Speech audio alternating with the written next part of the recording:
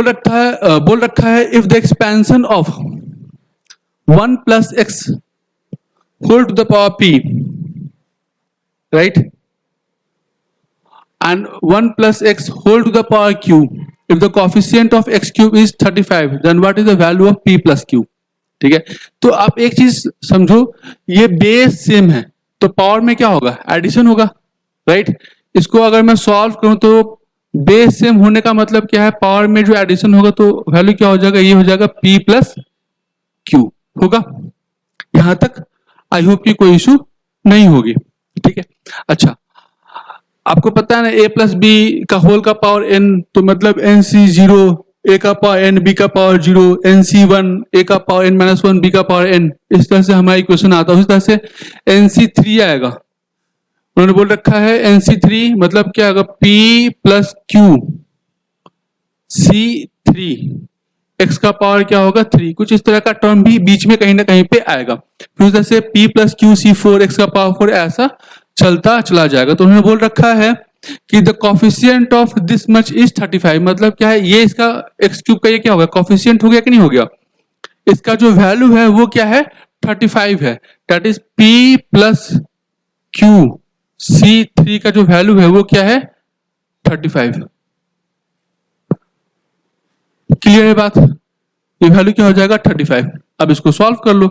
तो उन्होंने बोल रखा है कि ऑप्शन यहाँ पे चेक करके देखो, उन्होंने बोल रखा है तो value of p plus Q. अब यहाँ पे डाटा आपके पास अवेलेबल है, पहले 5 पुट करके देखो, 563 का वैल्यू क्या 35 आएगा, नहीं आएगा। 6c3 पुट करो, 6c3 वैल्यू क्या हो जाएगा 6 फैक्टोरियल 3 फैक्टोरियल, 6 माइनस 3 क्या हो जाएगा 3 फैक्टोरियल, ये वैल्यू क्या हो जाएगा 6 इंटू 5 इंटू 4 इंटू 3 फैक्टोरियल। ठीक है, ये वैल्यू क्या हो जाएगा 3 फैक्टोरियल इंटू क्या हो जाएगा 3 फैक्टोरियल, से खत्म।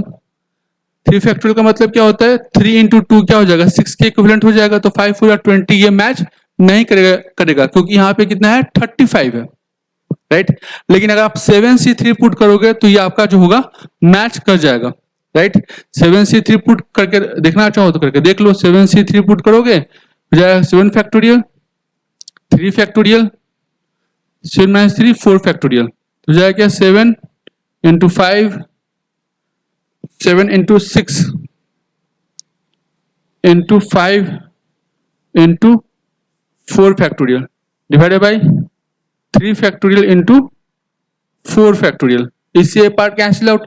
और 3 फैक्टोरियल का मतलब क्या हो गया 3 इंटू 2, दैट बिकम व्हाट 6, और ये भी क्या है 6, तो 6 7 5 क्या हो जाएगा 35। तो 35 हमारे पास आंसर है। इसका मतलब क्या है कि p प्लस क्यू का जो वैल्यू आएगा वो क्या होगा, वो 7 रहा होगा, 7 है इसका आंसर।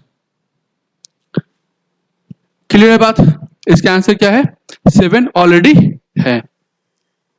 आई होप यहां तक समझ में आ रहा होगा।